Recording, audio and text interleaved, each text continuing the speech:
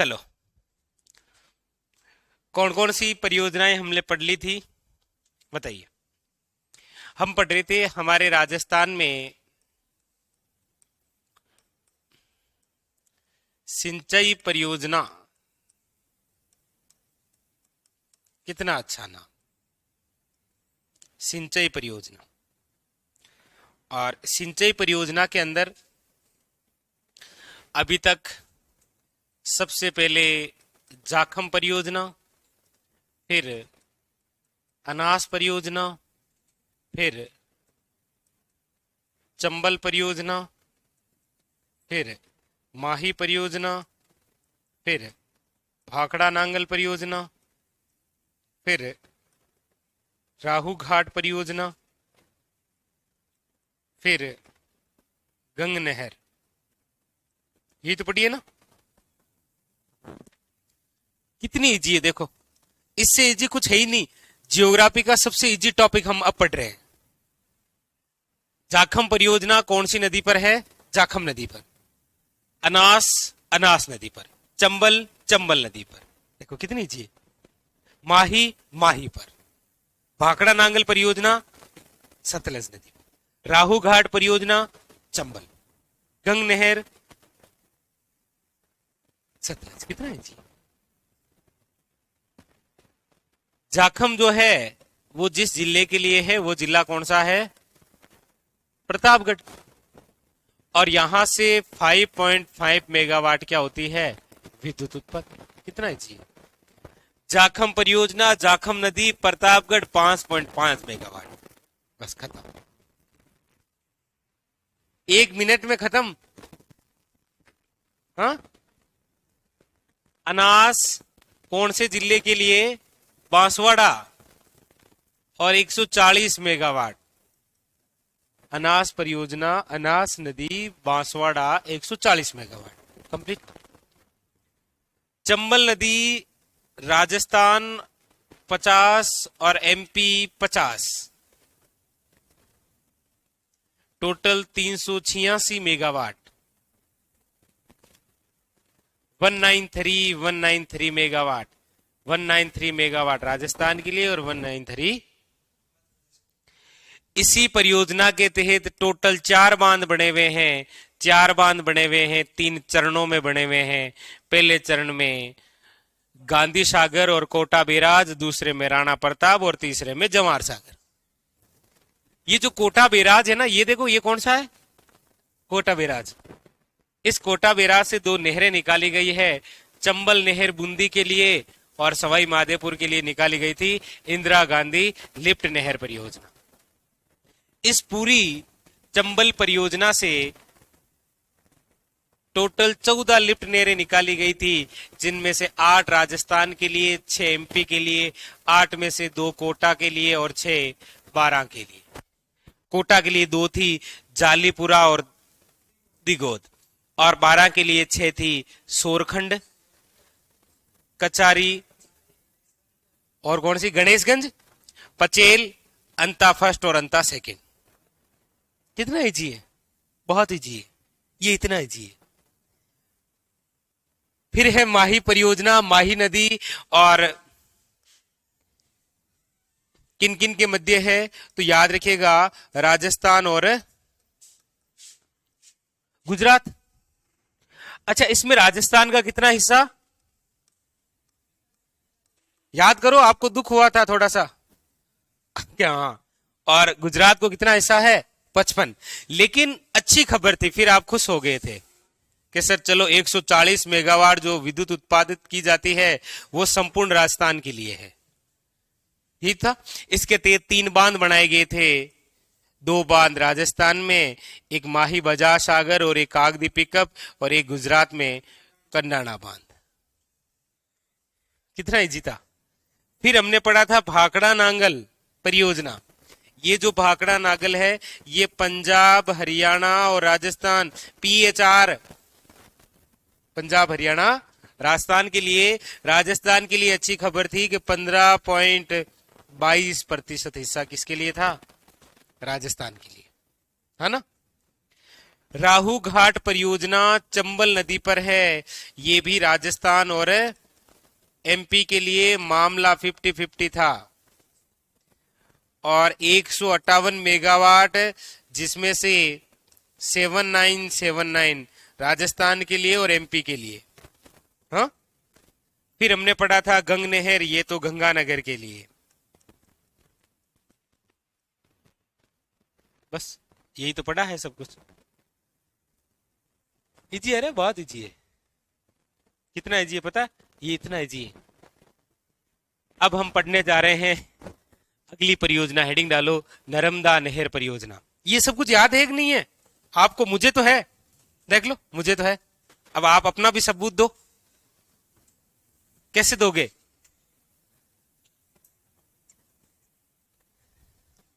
चलो कोई नहीं, बाद में, 12 बजे के बाद में पूछूंगा। जब 12 बजेंगे ना, तो आपके 12 बजेंगे। लिखो, हेडिंग डालो नर्मदा नहर परियोजना।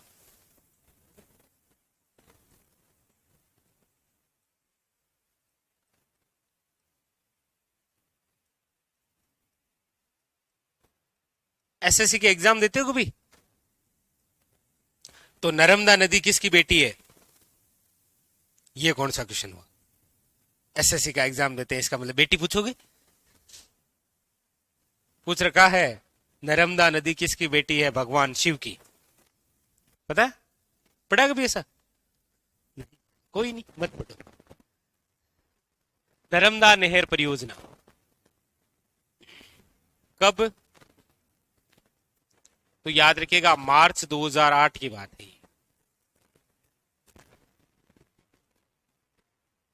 मार्च 2008 नर्मदा नहर परियोजना। देखो, मैं यहां पर हमारे राजस्थान का मैप लेकर आता हूं। ये रहा।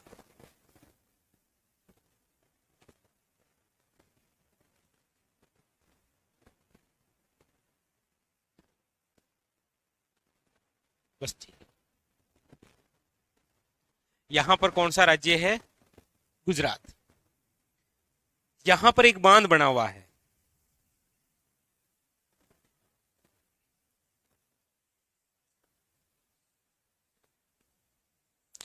यहां पर एक बांध बना हुआ है और इस बांध का नाम है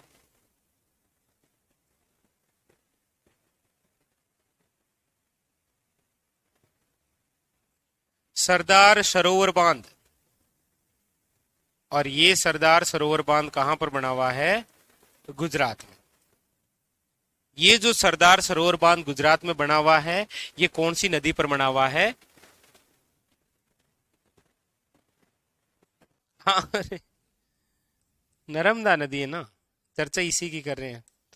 नर्मदा नदी पर एक बांध बना हुआ है, सरदार सरोवर बांध, गुजरात। इसी सरदार सरोवर बांध से हमारे राजस्थान के लिए पहले हम पढ़ते थे कि बाड़मेर और जालोर के लिए एक नहर आती है, जिसका नाम क्या है? नर्मदा नहर परियोजना। लेकिन आज हम ये पढ़ते हैं कि ये जो सरदार सरोवर बांध है, इस बांध से हमारे राजस्थान के लिए जो नहर है, वो पहली बात यहां से तो करती है प्रवेश। नर्मदा नहर परियोजना का उद्गम स्थल कहां से है? सरदार सरोवर बांध से। उसके बाद में फिर राज्य में यहां है प्रवेश, और यहां पर जो गांव है, इस गांव का नाम है सिल्लू गांव। और ये सिल्लू गांव किस जिले में है? सांचौर। फिर सांचौर से होते हुए चलती है यहां, और यहां जाकर समाप्त कहां चली? केवल बाड़मेर। और बाड़मेर का यहां पर जो स्थान है, वो है गुड्डामालानी।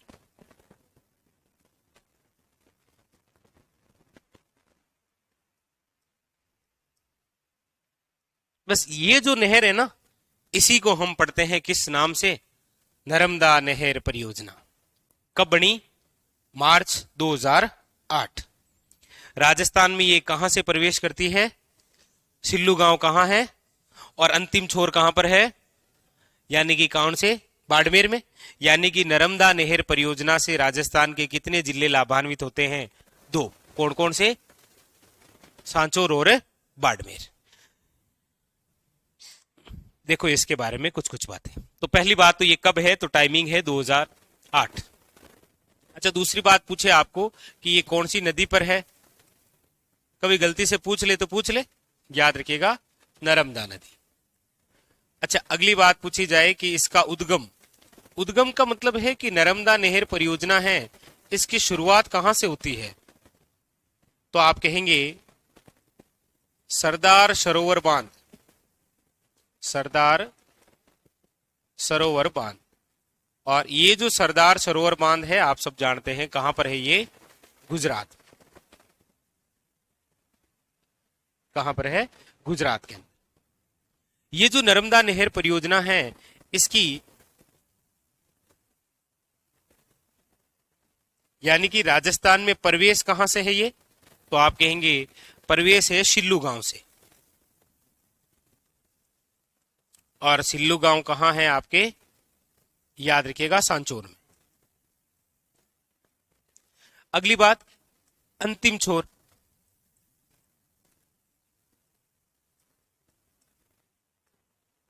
और अंतिम छोर कहां पर है, गुड्डा मालानी। और गुड्डा मालानी क्षेत्र कहां है, बाड़मेर। यानी कि यहां पर हम लिख सकते हैं कि राजस्थान के जो लाभान्वित जिले हैं वो है आपके सांचौर व बाड़मेर। पहले हम लिखते थे जालोर व बाड़मेर, अब है सांचौर व बाड़मेर। यहां से लेकर यहां तक इसकी जो कुल लंबाई है, कुल लंबाई वो है आपके 532 किलोमीटर। लेकिन क्वेश्चन पूछता राजस्थान में लंबाई,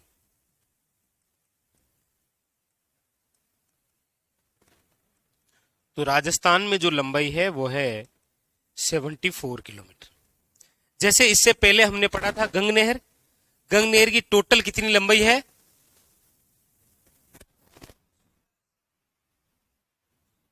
शाबाश, बिल्कुल शाबाश, 129। लेकिन राजस्थान में 17। मुझे पता था यही है खतरा, तभी पूछ लिया। तो राजस्थान में इसकी कितनी लंबाई है, याद रखना है 74 किलोमीटर। ठीक है।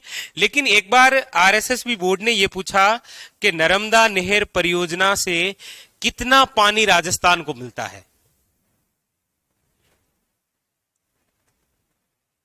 तो यहां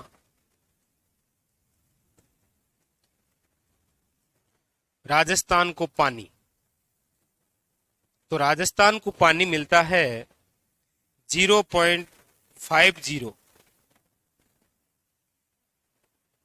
MAF। मतलब यस, ये जल की इकाई है, क्या बोलते इसको, पानी पानी, वाह मीटर, इसको फिट, इसको कहां से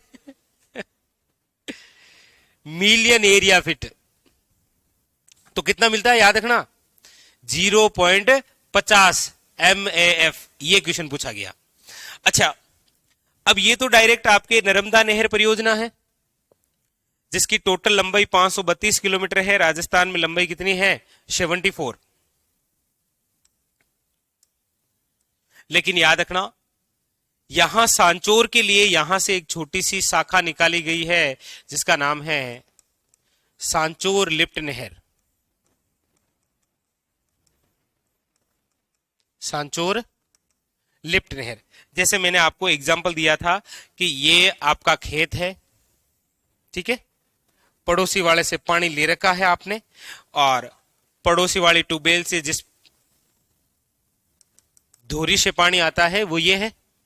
लेकिन हमें इस पूरे खेत को पानी देना है, इसका मतलब हमें इस पूरे खेत में बहुत सारी ऐसी धोरियां बनानी पड़ेगी जिसमें पानी जाएगा। अब ये जो नहर है ये आई है सांचौर के लिए, लेकिन जब पूरे सांचौर को पानी देना है तो एक छोटी सी शाखा और निकाली इसकी, वो क्या है, सांचौर लिफ्ट नहर। इसके अलावा बाड़मेर की इस एरिया में यहां पर एक शाखा निकाली जिसका नाम है भादरिया, और एक शाखा निकली जिसका नाम है पानरिया। वाह भाई वाह, भादरिया और पानरिया। अच्छा, इसके अलावा यहां सांचौर और बाड़मेर एरिया जहां पर ये नर्मदा नहर परियोजना है, वहां से सिंचाई के लिए जो पद्धति अपनाई गई थी उस पद्धति का नाम है फंवारा या बूंद बूंद, या फिर इजरायली या फिर टपकन पद्धति से सिंचाई की गई।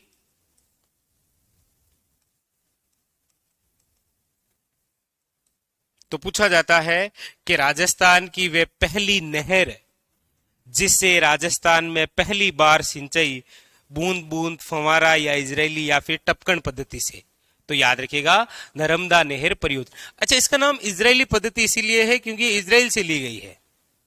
ठीक है, ये जो फंवारा और बूंद बूंद पढ़ते हैं ना, ये कहां से आई है? इजराइल से।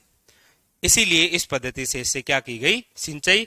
और इस पद्धति से सिंचाई की जाने वाली हमारे राजस्थान की पहली नहर परियोजना है नर्मदा नहर परियोजना। ठीक है, ये लिखो, यहां से लेकर यहां तक लिखना है, फिर मुझे कहना है कि यहां तक लिख लिया। ठीक है, यहां तक, 74 से आगे नहीं जाना है।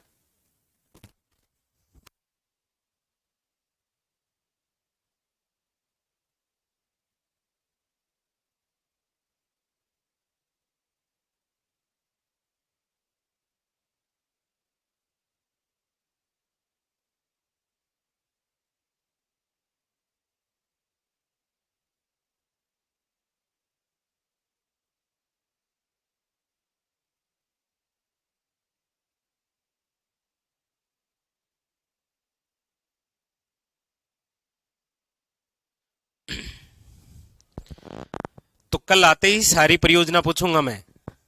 अब बहुत दिन हो गए हैं आपको परियोजना पढ़ते हुए। हाँ, मैंने बहुत भरोसा कर रखा है आप पर, वैसे हर एक टॉपिक पर। उस भरोसे को कायम रखना है, ठीक है? एक ने भी ईमानदारी से हाँ नहीं बोला। हाँ, पता है कायम तो रहेगा नहीं, क्या हाँ बोले। नहीं, परियोजना तो इसी है ना, बहुत अच्छे से याद हो जाती है। मतलब देखो, कब, नदी, उद्गम, प्रवेश, प्रतिशोर, लाभान्वित, कुल लंबाई, राज्य में लंबाई, और क्या है खास बात, बस। हमारा नाम कहाँ से आए, यहाँ आए, किसके लिए आए, ऐसी बातें वहां ऐसी परियोजना की।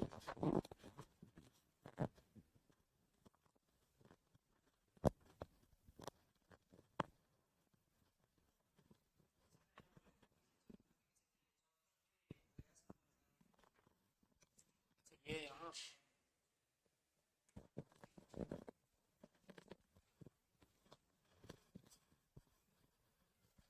पशु परिचर में लिख लिया।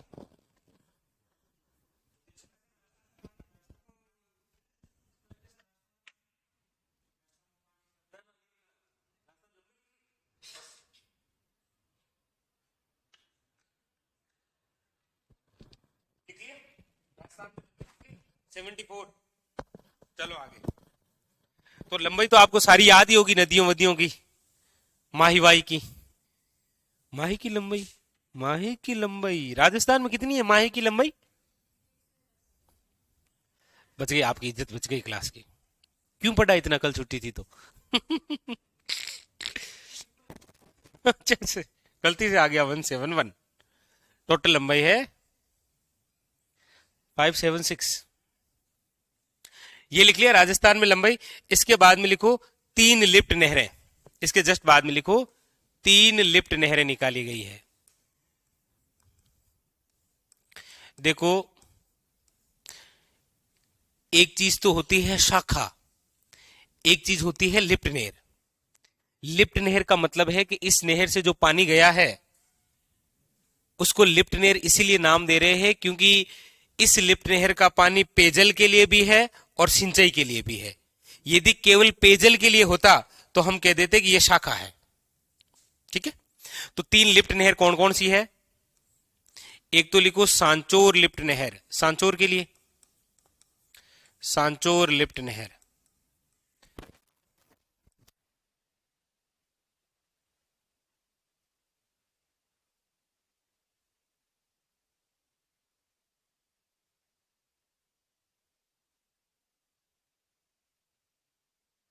अब समझ में आया ना आपको कि सांचोर में 100 एसआई क्यों बने एक साथ? क्योंकि कौन सी नहर परियोजना का पानी जाता है?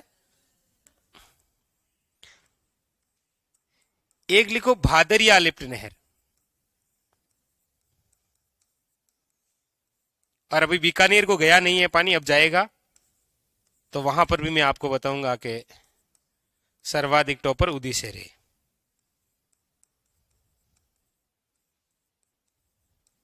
तो सांचोर लिफ्ट नहर तो है सांचोर के लिए, और भादरिया और पानरिया लिफ्ट नहर है बाड़मेर के लिए। ठीक है,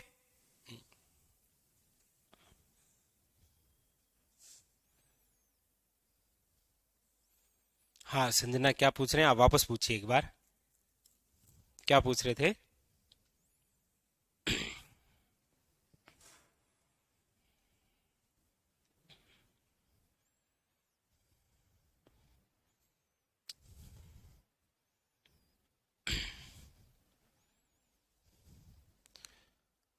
कमल शर्मा कुछ नहीं है, बस आप तैयारी करिए, कोई दिक्कत नहीं है।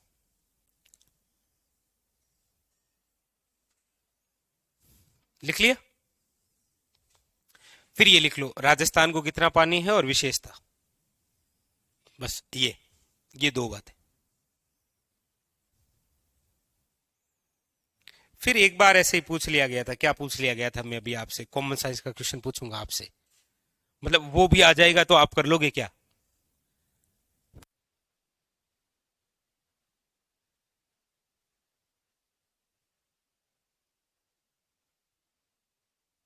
इनमें से क्वेश्चन आएगा कौन सा? इधर से जब भी क्वेश्चन आएगा तो केवल 2 क्वेश्चन आएंगे आपके, एक तो लाभान्वित जिले और एक राजस्थान में लंबाई, तीसरी इसकी विशेषता, बस और कोई क्वेश्चन नहीं आता है। एक जो क्वेश्चन आरएसएस भी बोर्ड ने पूछा था वो कैसे पूछा था देखो, वो ऐसे पूछा था कि नर्मदा नहर से निम्न में से किसको जल उपलब्ध नहीं होता है? ऑप्शन था राजस्थान, ऑप्शन था एमपी, ऑप्शन था महाराष्ट्र, ऑप्शन था दिल्ली।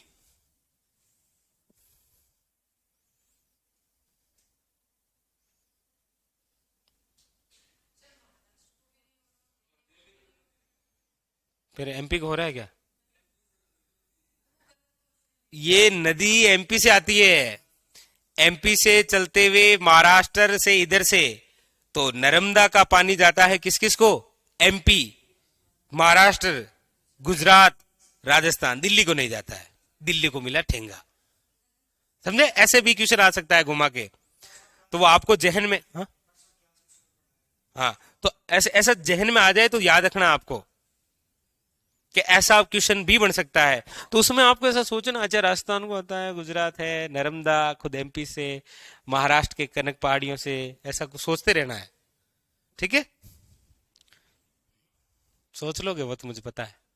चलो, तो ये कंप्लीट हो गई आपके नर्मदा नहर परियोजना। अब जिस परियोजना के बारे में हम पढ़ने जा रहे हैं वो है सबसे खास,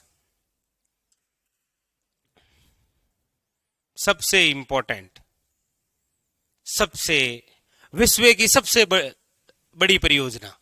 अब हम पढ़ेंगे विश्व की सबसे बड़ी परियोजना।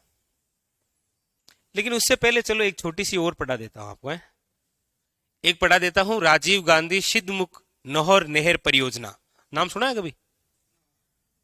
चलो फिर वो लिखो, फॉर विश्व की सबसे बड़ी है वो तो कभी भी पढ़ लेंगे, क्योंकि क्वेश्चन उसी में से आएगा भाई, क्वेश्चन उसी में से आएगा। बट चलो एक बार आपको थोड़ी सी ये बात बता देता हूं, हेडिंग डालो, राजीव गांधी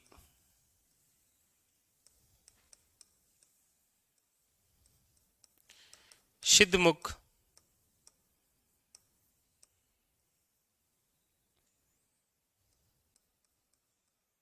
नहर नहर परियोजना।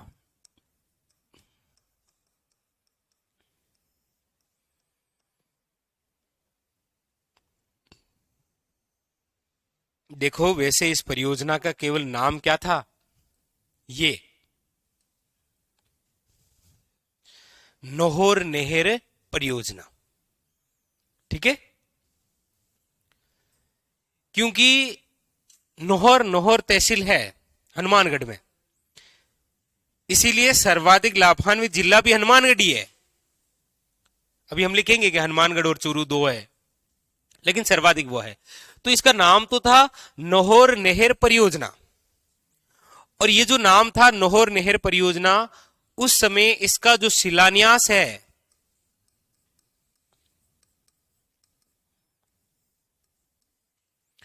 वो किया गया था राजीव गांधी द्वारा, क्योंकि राजीव गांधी इस समय भारत के थे प्रधानमंत्री। और ये बात है 1989। फिर एक कमीशन भी हमने पढ़ा था, इराडी कमीशन। किसके तहत पढ़ा था इराडी कमीशन? कौन सी परियोजना में आया था? मैंने कहा था ये याद रख लेना, आपने कहा ठीक है सर रख लेंगे। नहीं, नाम तो रख लिया आपने, लेकिन ये तो नहीं रखा ही नहीं, ये संबंध किसी से।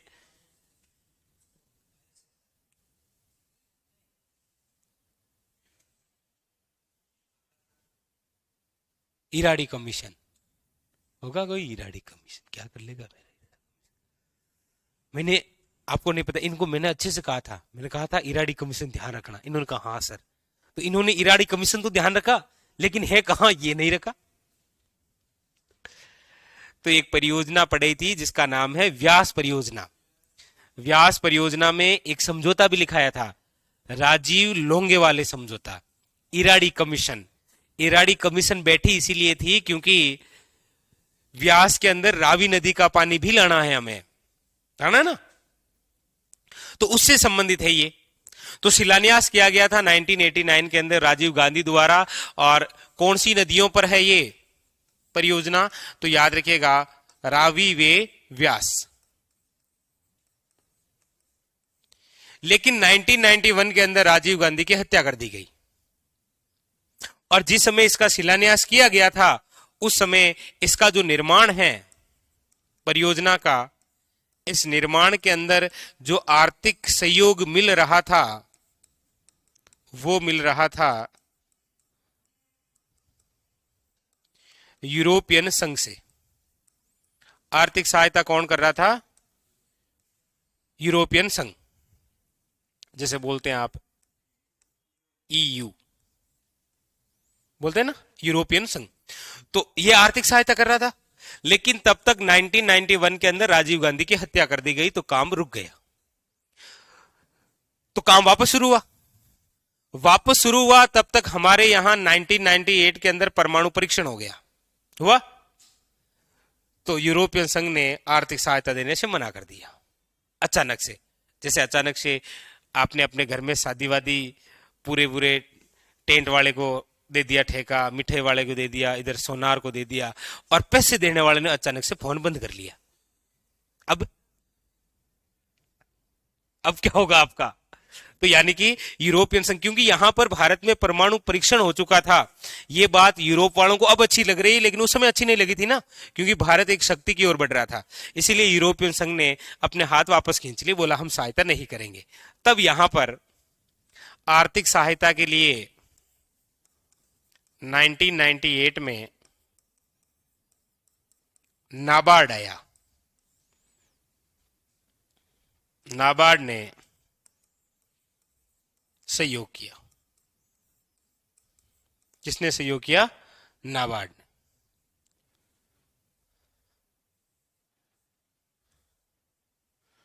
ने। नाबार्ड ने सहायता की। ठीक है, पहले यूरोपियन संघ, लेकिन फिर मना किया, तो सहायता के लिए कौन आया? नाबार्ड। आगे चलकर इसका जो उद्घाटन है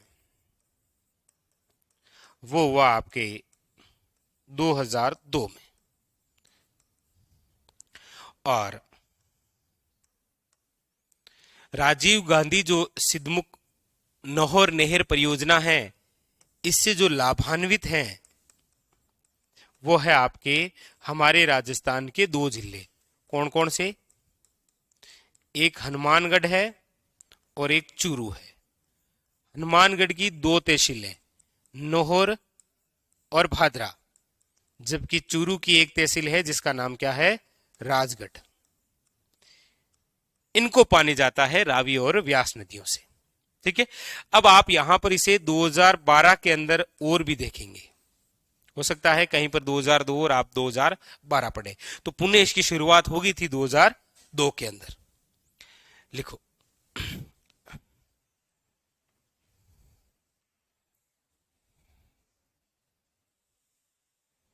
लिखो। तो एक ये लिख लो और फिर आपको विश्व की सबसे बड़ी परियोजना पढ़ाएंगे, फिर आप खुश हो जाओगे कि यही तो पढ़ना था हमें।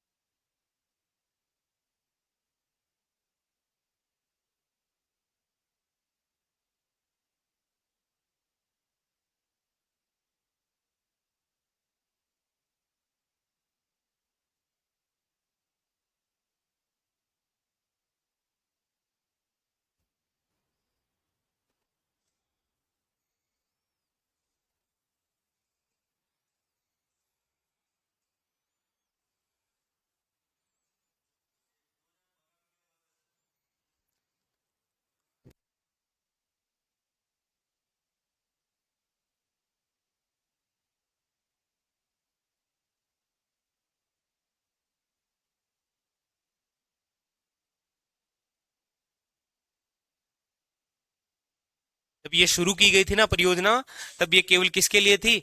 नोहर के लिए। इसीलिए इसका नाम ही रखा गया था नोहर नहर परियोजना। लेकिन शिलान्यास करने वाले राजीव गांधी थे, इनकी हत्या हो गई, तो इसका पूरा नाम ही क्या कर दिया? राजीव गांधी सिद्धमुख। हाँ,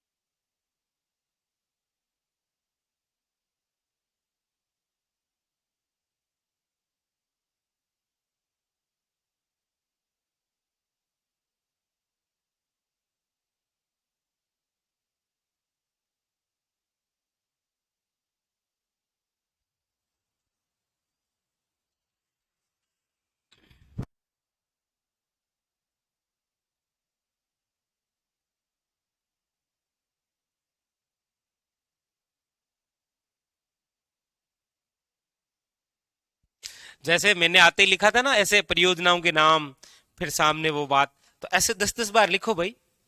आप तो केवल परियोजना उबश मार बोकरे परियोजना वापस, बस ऐसे याद होती नहीं है ना। परियोजना डेडिकेशन से याद होगी, ऐसे बैठ के ऐसे लिखोगे एक तरफ, ऐसे परियोजना पहले पढ़ ली, 2 परियोजना साथ में पढ़ ली। आपको मैंने टुकड़ों में लिखी है, मैंने कहा ये 2 बहुउद्देशीय परियोजनाएं केवल राजस्थान के लिए है, फिर ये 5 बहुउद्देशीय परियोजना जो कि संयुक्त उपक्रम की परियोजनाएं हैं, फिर वृहद परियोजनाएं हैं, ऐसे सब क्रम से लिखवा रखा है। आप जब पढ़ने बैठेंगे तो आपको आनंद आएगा। फिर 2 पढ़ ली, फिर 2 को रफ कॉपी में 4 बार लिखो। तो एक बार लिखकर सोचो अच्छा मुझे तो आता है। अरे वो आपको नहीं आता है, वो तुरंत प्रभाव से आता है। और किसी टॉपिक को यदि आप शाम को पढ़ रहे हैं ना, तो सुबह उसके एमसीक्यू सोल्व करो। और यदि उस टॉपिक को शाम को पढ़ रहे हो थोड़ी से, तो सुबह उठकर एमसीक्यू करो। आप क्या करते हो कि 1 घंटे में पढ़ लिया और अगले ही घंटे में एमसीक्यू कर लिए। तो वो आप नहीं बोल रहे हैं, वो समय बोल रहा है कि हाँ अभी तो पढ़ा है, अभी तो पढ़ा है, इसमें भी है। कुछ घंटों का गैप आना चाहिए बीच में, 10 घंटों का।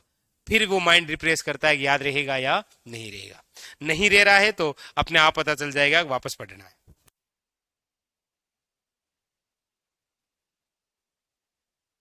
तो किसी टॉपिक को आप सुबह पढ़ रहे हैं, इसका मतलब शाम को एमसीक्यू करना है। शाम को पढ़ रहे हैं तो सुबह उठ के एमसीक्यू करना है, समझे? या फिर शाम को पढ़ रहे हो तो फिर वापस शाम को ही एमसीक्यू सोल्व करो, ताकि कम से कम ये 24 घंटे का जो सफर रहेगा इसमें आपको याद रहेगा कि कितना मुझे याद रहा है, वरना वापस पढ़ना है। आप तो क्या करते हो, इधर ये एमसीक्यू वाली रख दी, इधर ये रख ली, इधर से पढ़ लिया, फिर एमसीक्यू निकाल लिए। फिर क्या निकाला आपने, थोड़ी याद किया। वो तो वो समय याद कर रहा है अपने आप, और वो समय बीत जाता है। हेडिंग डालिए, विश्व की सबसे बड़ी परियोजना आईजीएनपी।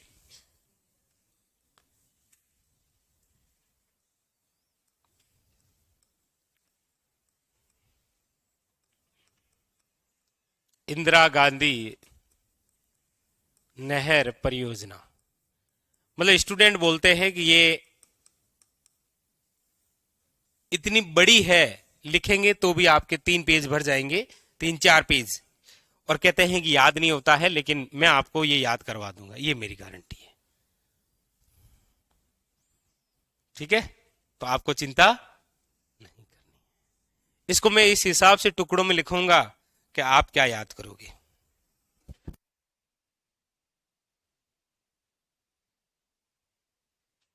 इतने इस आईजीएनपी को शानदार तरीके से लिखेंगे हम। ठीक है, वैसे लिखना नहीं है आपको, आपको केवल हेडिंग डालनी है। हेडिंग डाली, आईजीएनपी इंदिरा गांधी नहर परियोजना। इसको मैं लिखाऊंगा आपको, सबसे पहले तो मैं इसका आपको परिचय लिखाऊंगा। ठीक है, फिर इसकी हम लिखेंगे पृष्ठभूमि,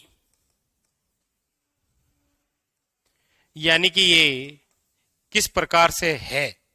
पहले इसका परिचय, फिर इसकी पृष्ठभूमि।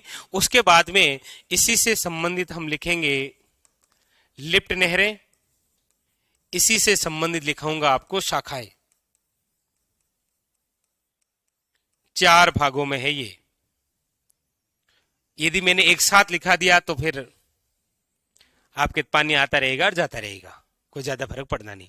इसलिए एक सीक्वेंस में लिखेंगे। ठीक है, आपने हेडिंग क्या डाली, इंदिरा गांधी नहर परियोजना। सबसे पहला पॉइंट लिखो परिचय। परिचय,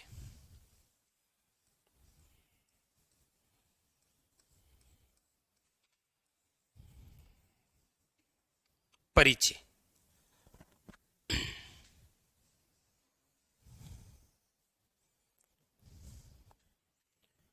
परिचय में देखो,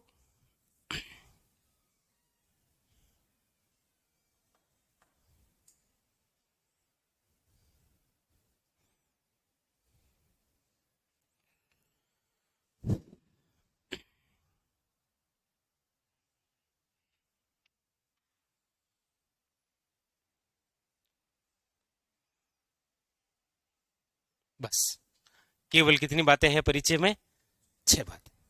सबसे पहली बात है कि आप जो नाम पढ़ रहे हैं आईजीएनपी इंदिरा गांधी नहर परियोजना, ये आज पढ़ रहे हैं। अभी इसका नाम क्या है, आईजीएनपी। तो पहला क्वेश्चन यही है कि इसका प्राचीन नाम क्या है।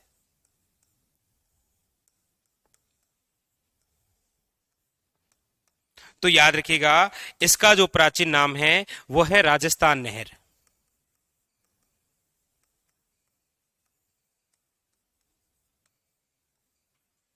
इसका प्राचीन नाम क्या है, आज इसका नाम क्या है, आईजीएनपी।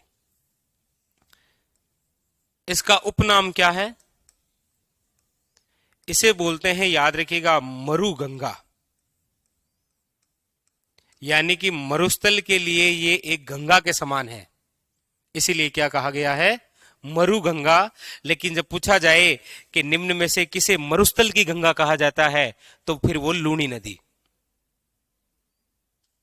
समझे? मरुस्थल की गंगा लूणी और मरु गंगा आईजीएनपी।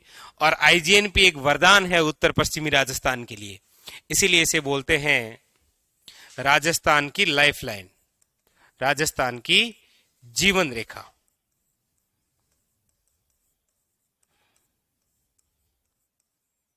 ये तो इसके नाम से क्वेश्चन बन जाए तो, और बन रखे हैं। ये पूछ रखा है इंदिरा गांधी नहर परियोजना का प्राचीन नाम क्या था, राजस्थान नहर। ठीक है। दूसरी बात, इस आईजीएनपी की योजना किसने बनाई? तो अब देखो, चार बातें हैं, वो सन से है 1948, 1958, 1961 और 1984। वाह, 48 से शुरू है और इसको पलट देंगे तो खत्म है 84 में। नहीं, कोई ट्रिक नहीं है, ऐसे ही बता रहा हूं, ट्रिकों में नहीं जाना है। आईजीएनपी की योजना जो बनी थी वो कब बनी थी? याद रखिएगा 1948 के अंदर। पूछा जाए इंदिरा गांधी नहर परियोजना की योजना कब बनाई गई थी? अरे बोलो। इसका जो शिलान्यास है वो कब रखा गया था? याद रखिएगा 1958। और इसका जो उद्घाटन है वो कब किया गया?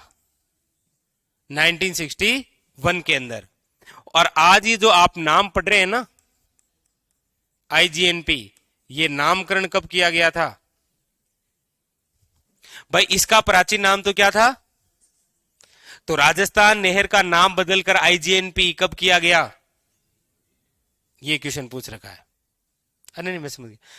अगला क्वेश्चन है कि आईजीएनपी की योजना किसने बनाई थी? तो याद रखिएगा, इसको बनाने वाला बीकानेर का एक इंजीनियर है जिसका नाम है इंजीनियर कंवर सेन। किसने बनाई थी? इंजीनियर कंवर सेन ने। और ये कंवर सेन कहां का है? बीकानेर का।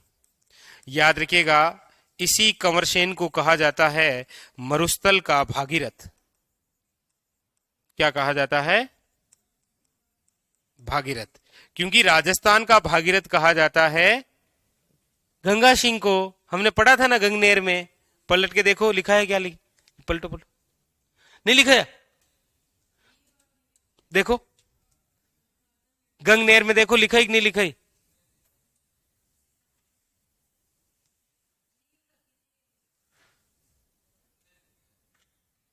लिखा ही? कहां लिखा ही फिर आपको? नहीं, मैं बता देता हूं कहां लिखा ही, मुझे तो याद है ना। जमई बांध का निर्माण हमने लिखा था कि जमई बांध का निर्माण करवाया था उमेद सिंह ने। उमेद सिंह को कहा जाता है मारवाड़ का भागीरथ। ये लाइन लिखी थी आपने कहीं? नहीं नहीं, ऐसे लिखी थी कि नहीं लिखी थी? कोई नहीं, कोई नहीं, कोई घर जाकर आराम से देखना है। लूणी की सहायक नदी है जमई, जमई नदी पर एक बांध बना हुआ है जमई बांध। हाँ वही। चलो कोई नहीं, चलो कोई नहीं, जो हुआ हो गया। अरे कोई नहीं, मत पलटो। अरे लिखा रखा है मारवाड़ का भागीरथ आपको, मैं कह रहा हूं ना। लूणी की सहायक नदी है जमई, ये भी नहीं लिखा है? तो यहां क्या लिखूंगा मैं? तो देखो मरुस्थल का भागीरथ किसे कहा जाता है? कंवर सेन को। मारवाड़ का भागीरथ किसे कहा जाता है? उमेश सिंह को। राजस्थान का भागीरथ कहा जाता है गंगा। ये भागीरथ कौन है? जो गंगा लेकर आया था। ठीक है, इसलिए मरुस्थल में ये आईजीएनपी की योजना बनाने वाले व्यक्ति कौन है? इंजीनियर कंवर सेन। 1958 के अंदर शिलान्यास। अच्छा, आप में से कौन है जो ये सोच रहा है कि शिलान्यास और उद्घाटन, इन दोनों में क्या अंतर है? ऐसा सोच रहा है क्या कोई? नहीं नहीं, हम ग्रामीण वाले तो सोच सकते हैं कि पहले शिलान्यास ही क्यों, पहले उद्घाटन कर दो फिर शिलान्यास कर दो। यस, किसी कार्य की जी नींव रखी जाती है ना, वो शिलान्यास होता है, और वो बन जाने के बाद में उद्घाटन करते हैं ना। रिबिन विबिन काट केयर करते हैं ना, कि फलान जी के कर कलमों द्वारा ये किया गया। तो शिलान्यास किसने किया था? तो शिलान्यास 1958 के अंदर, इस समय भारत के एक कैबिनेट मंत्री हुआ करते थे जिनका नाम है गोविंद वल्लभ पंत।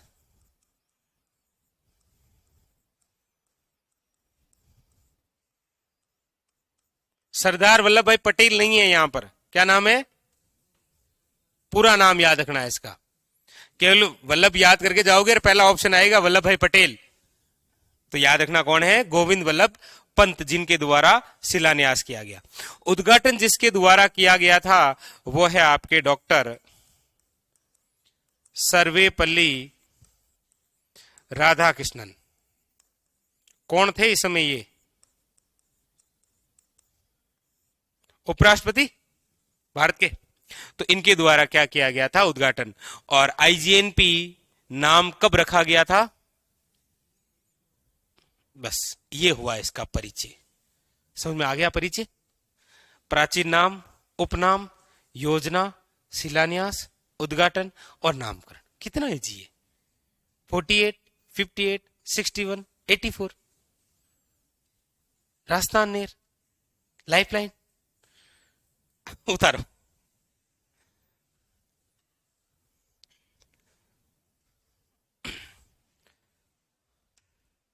आप सोच रहे होंगे मैं कैसे लिखूं ना, तो आपने हेडिंग क्या डाली थी? परिचय। उसके अंदर ऐसे पॉइंट बना लो, पहले प्राचीन नाम, फिर ऐसे उपनाम, फिर ऐसे योजना, फिर शिलान्यास, फिर उद्घाटन, फिर नामकरण। ठीक है, जैसे आप लिखना चाहो।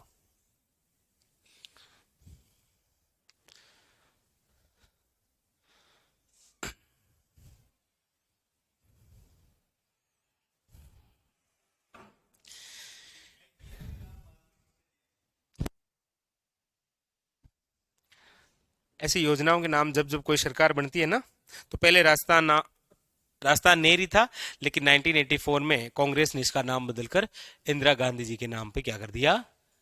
इंदिरा गांधी नहर परियोजना।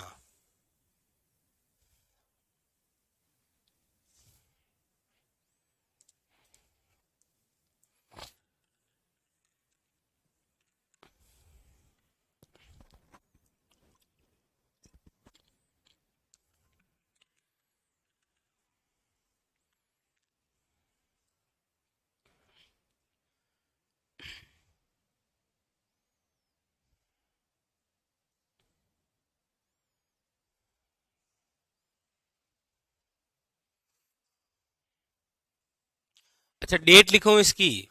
ये लो, डेट लिख लो भाई। 2 नवंबर 1984।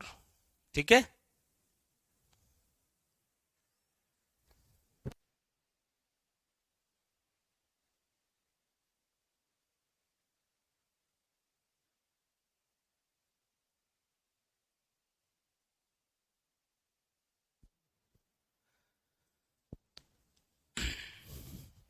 तो बहुत इजी है, ठीक है, चिंता नहीं करनी है आपको।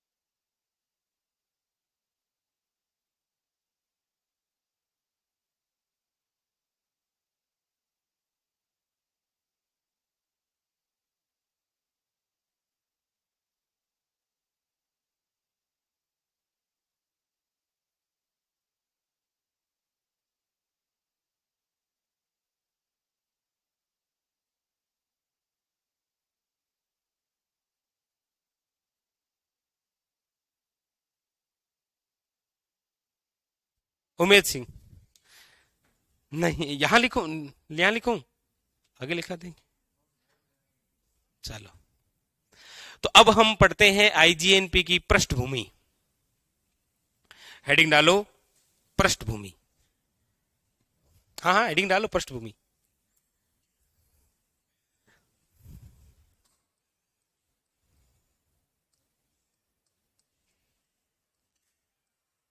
किसी की लेट सेट तो नहीं हो रहा है ना? कोई ऐसा तो नहीं कि सर ये पृष्ठभूमि पढ़ेंगे तब तक मेरी भूमि भाग जाएगी? पृष्ठभूमि, आईजीएनपी की पृष्ठभूमि। देखो, आईजीएनपी की पृष्ठभूमि क्या है? पृष्ठभूमि का तात्पर्य यह है कि आईजीएनपी किस प्रकार से क्या है, कैसे दिखती है ये आईजीएनपी। देखो, ये एक नदी जिस पर आईजीएनपी परियोजना है, वो नदी है कौन सी? सतलज। कौन सी नदी है? सतलज। क्वेश्चन पूछा जाए कि आईजीएनपी निम्न में से कौन सी नदी पर है, लेकिन जब क्वेश्चन पूछा जाए कि आईजीएनपी को कौन सी नदियों से पानी मिलता है, तो सतलज के साथ में एक नदी और आएगी जिसका नाम है व्यास नदी। ठीक है, चलो एक नदी में और लेकर आ जाता हूं। यहां से ये आई कौन सी? व्यास।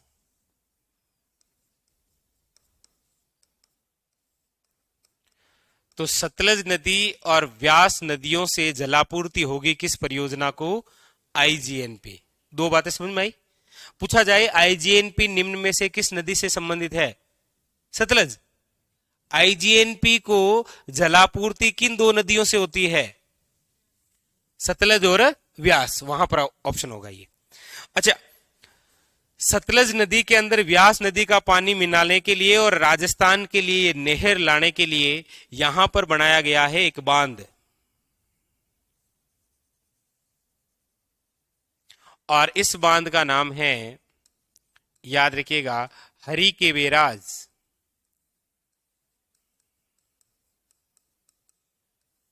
और हरि के बेराज कहां पर है? पंजाब में। ठीक है, उसके बाद में ये है हमारा राजस्थान।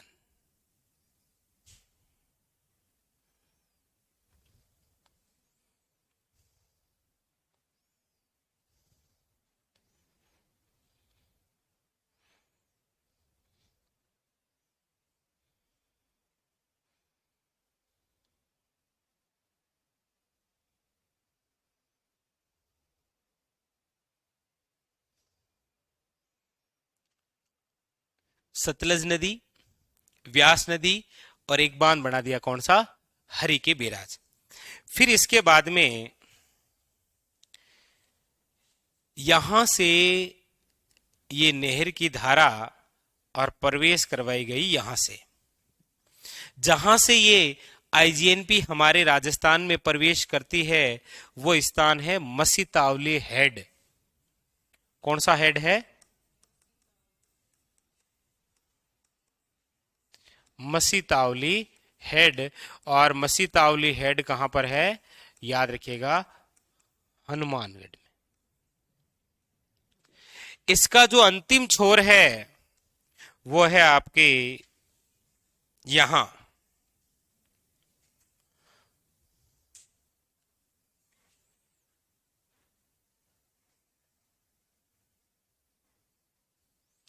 देखो, आईजीएनपी का उद्गम स्थान तो कहां से हो गया? हरि के बेरा से। राज्य में प्रवेश कहां हो गया? और इसकी समाप्ति स्थल कहां हो गई? जैसलमेर के अंदर एक स्थान है जिसका नाम क्या है? मोहनगढ़। लेकिन आज ये निर्माणाधीन भी है आगे इसी प्रकार से, और यहां तक पहुंच गई है। और यहां पर जो स्थान है वो है गड्रा रोड। और गड्रा रोड कहां पर है? बाड़मेर में। यानी कि हमें इसको 1, 2 और तीन, तीन तरीके से पढ़ना है। ये जो पहला भाग है इसका नाम है राजस्थान फिडर। क्या नाम है? आपको पूछा जाता है आईजीएनपी का कौन सा भाग राजस्थान में प्रवेश करता है? राजस्थान फिडर। चिंता मत करो, ऐसे टेंशन मत लो। रहे अब दे दो फिडर, अब हमारा क्या होगा? मसीतावली हेड से लेकर मोहनगढ़ के मध्य जो आईजीएनपी का भाग है इसे कहा जाता है आईजीएनपी की मुख्य धारा, मुख्य नहर। और उसके बाद में यह है निर्माणाधीन। हमें यहां से लेकर यहां तक कुल लंबाई पढ़नी है। फिर इस भाग में से राजस्थान में कौन सी लंबाई है वो पढ़नी है। यहां से लेकर यहां तक राजस्थान के दाएं ओर से क्या निकाला गया है और बाएं ओर से क्या निकाली गई है। ठीक है, इजी है, बहुत इजी को तो। और यहां पर ये जो निर्माणाधीन है यहां से क्या क्या निकाला गया है। तो ये तो इसकी क्या है? पृष्ठभूमि है। यानी कि आईजीएनपी जो नहर है वो कौन सी नदी पर है, लेकिन जलापूर्ति किन दो नदियों से होगी, इसका उद्गम स्थान कौन सा है, राज्य में प्रवेश कहां है, समाप्त कहां होती है, लेकिन इसको जीरो पॉइंट कौन सा है, गड्रा रोड। मतलब यहां तक ये जाएगी, वो डेस कर रखा है पहले से, तो वो कौन सा है, गड्रा रोड। ठीक है, कल लिखाएंगे आपको, केवल पृष्ठभूमि बतानी थी, आते ही कल पूछ लूंगा, बताओ पृष्ठभूमि।